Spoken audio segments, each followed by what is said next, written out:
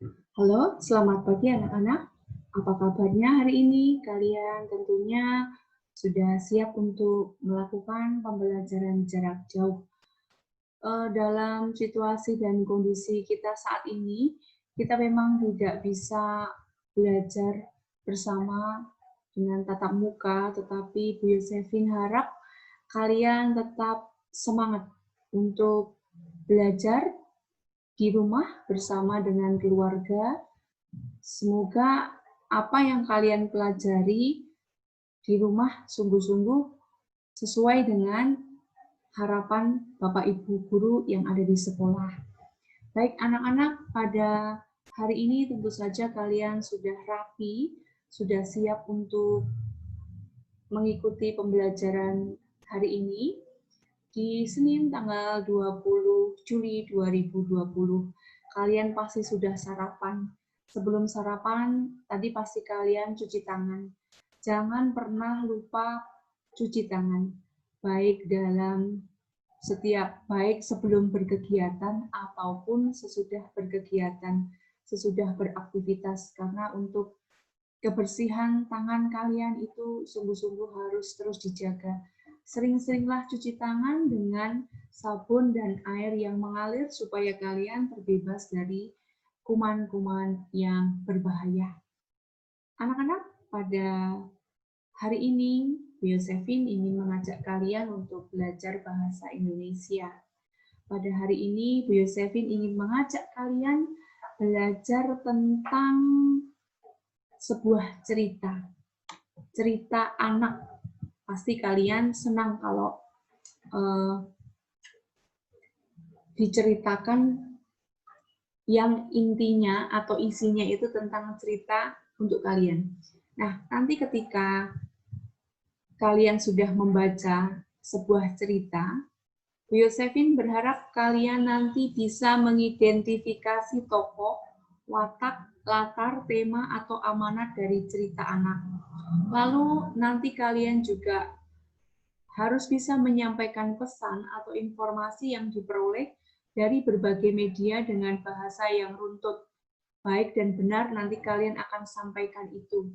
Kemudian kalian juga diharapkan bisa menanggapi informasi.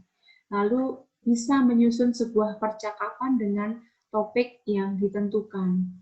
Nah, hari ini kita akan fokus belajar tentang unsur-unsur sebuah cerita. Ya, sebagai kata pengantar anak-anak, yuk kita lihat gambar ini. Mengapa ya ketika ada orang yang bercerita? Oh ya, kalian tahu ini gambar apa? Ini kan kelihatan di situ bahwa ada seorang kakak sedang bercerita kepada banyak anak-anak ya. Nah, yang Bu Yosefin ingin tanyakan, kenapa ya ketika ada seseorang yang bercerita kepada kita, kita itu bisa hanyut dalam sebuah cerita itu. Berarti kan apa yang diceritakan oleh seseorang itu kepada kita, itu memiliki alur yang enak untuk kita dengarkan. Alur itu apa? Kemudian dalam sebuah cerita itu kan orang yang menceritakan itu ingin menyampaikan sesuatu, hal yang positif, amanat yang mau disampaikan. Nah, amanat itu apa? Nah, ini gambaran nanti yang akan kalian dapatkan dari pembelajaran ini, yaitu adalah nanti kalian bisa menganalisis sebuah cerita anak dari tokoh-tokohnya. Kalian harus mengerti tokoh-tokohnya itu siapa. Kemudian nanti kalian harus bisa mengerti sifat atau watak dari tokoh yang ada dalam cerita itu bagaimana. Lalu latarnya gimana? Latar itu tempat atau waktu, keadaan saat cerita itu diceritakan. Kemudian apa sih sebenarnya pesan yang mau disampaikan dalam cerita itu. Nah, ini pengantar saja, mari kita akan lihat sebelumnya cerita anak itu apa. Cerita anak itu adalah karangan yang sasaran pembacanya adalah anak-anak. Jadi cerita anak ini memang ditujukan untuk anak-anak. Lalu unsur-unsur dalam cerita tadi apa?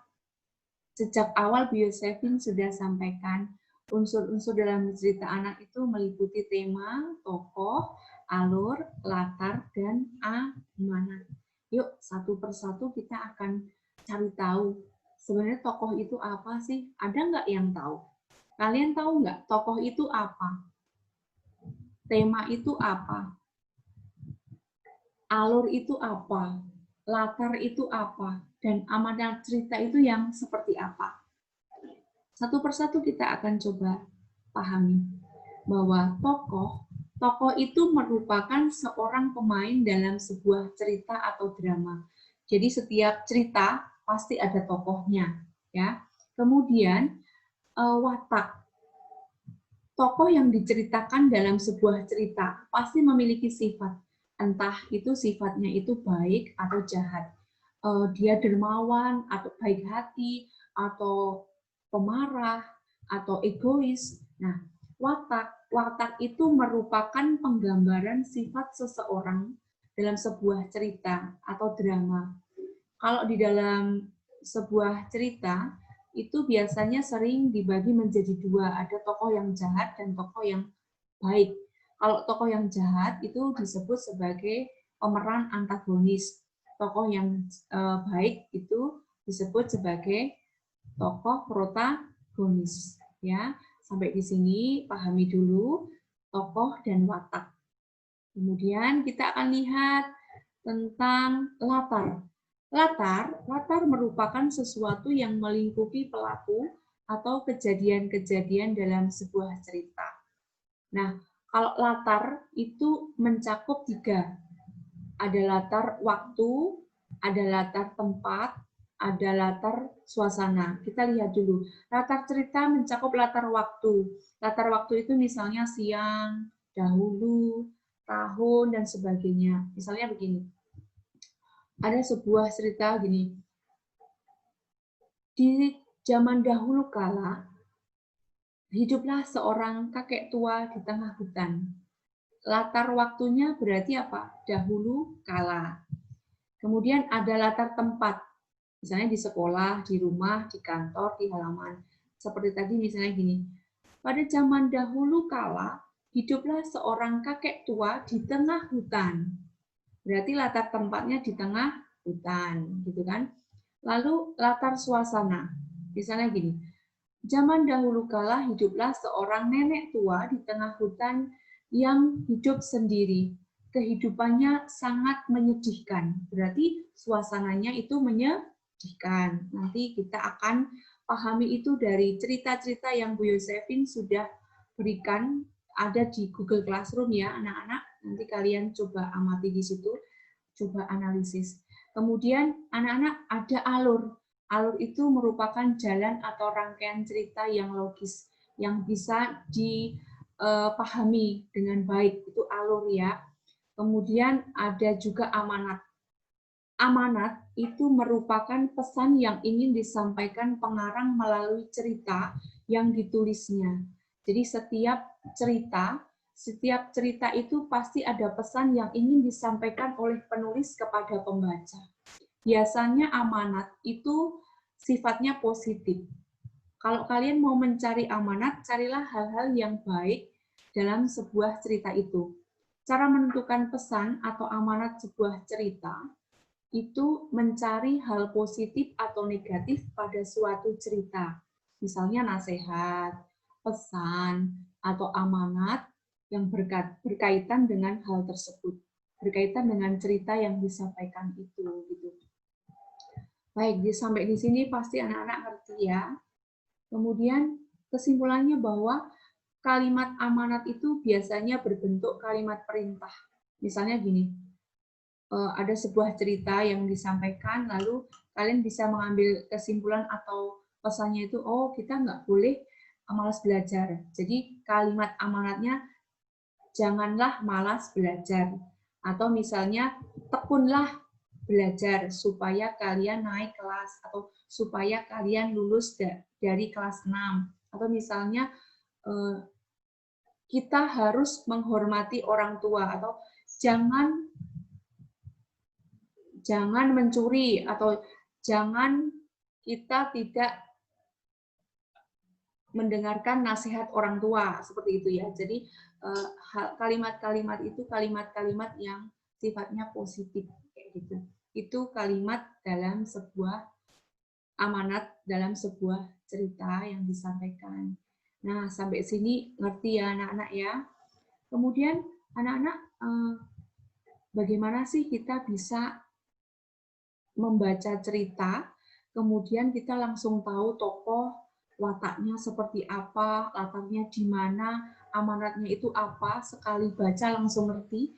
Bagaimana sih kita punya tekniknya seperti apa sih kalau kita itu nanti suruh menganalisis terus langsung ngerti tokoh, watak, alur, latar, dan amanatnya. Ada sebuah trik seperti ini anak-anak. Jadi kalau kita mau menentukan unsur cerita anak yang didengar atau dibacakan ya, kita wajib membaca cerita itu dengan baik, dengan seksama, hati-hati, ya, teliti. Lalu ikuti jalan cerita dengan baik. Alurnya itu kita pahami, ceritanya itu seperti apa, begitu kan? Lalu setelah kalian membaca, sambil membaca mungkin kalian perlu mencatat hal-hal pokok ceritanya itu, sehingga tahu perlu siapa sih yang diceritakan, apa sih yang diceritakan, kemudian gimana sih cerita itu berlangsung, kemudian apa sih sebenarnya yang mau disampaikan, sambil dicatat sehingga ketika kalian sudah selesai membaca langsung mengerti, langsung tahu apa unsur-unsur cerita tersebut, seperti itu. Baik anak-anak, sampai di sini pasti kalian mengerti ya yang Bu Yosefin maksudkan ya. Lalu apa sekarang yang harus kalian lakukan? Baik anak-anak, di sini Bu Yosefin akan berikan kalian tiga cerita anak. Bu Yosefin sudah kirimkan ke Google Classroom. Nanti kalian akan coba menganalisis unsur-unsur cerita itu. Lalu kalian nanti wajib menyampaikan ke Google Classroom, dikirim melalui tugas kelas. Dan jangan lupa, kalian harus tulis dengan rapi di buku kalian, tulis dengan tegak bersambung yang rapi, kalau bisa tidak ada coretan ataupun bentuk tip X ya, karena ini bahasa Indonesia, penilaiannya itu nanti penilaian yang berhubungan dengan tulisan, Bu Yosefin akan tulis, kerapiannya juga akan Bu Yosefin nilai, maksudnya akan Bu Yosefin nilai, kerapian, tulisan, kemudian isi dari hasil kalian yang kalian lakukan, yang kalian kerjakan. Anak-anak sampai di sini dulu. Kalian mengerjakan tugas, selamat mengerjakan tugas. Semoga tugas yang kalian akan lakukan itu dapat kalian selesaikan tepat waktu. Sampai di sini dulu anak-anak. Sampai ketemu nanti di video selanjutnya, di presentasi selanjutnya, di pembelajaran selanjutnya. Semoga kalian bisa mengerjakan dan tetap semangat. Jangan lupa cuci tangan. Tuhan Yesus memberkati.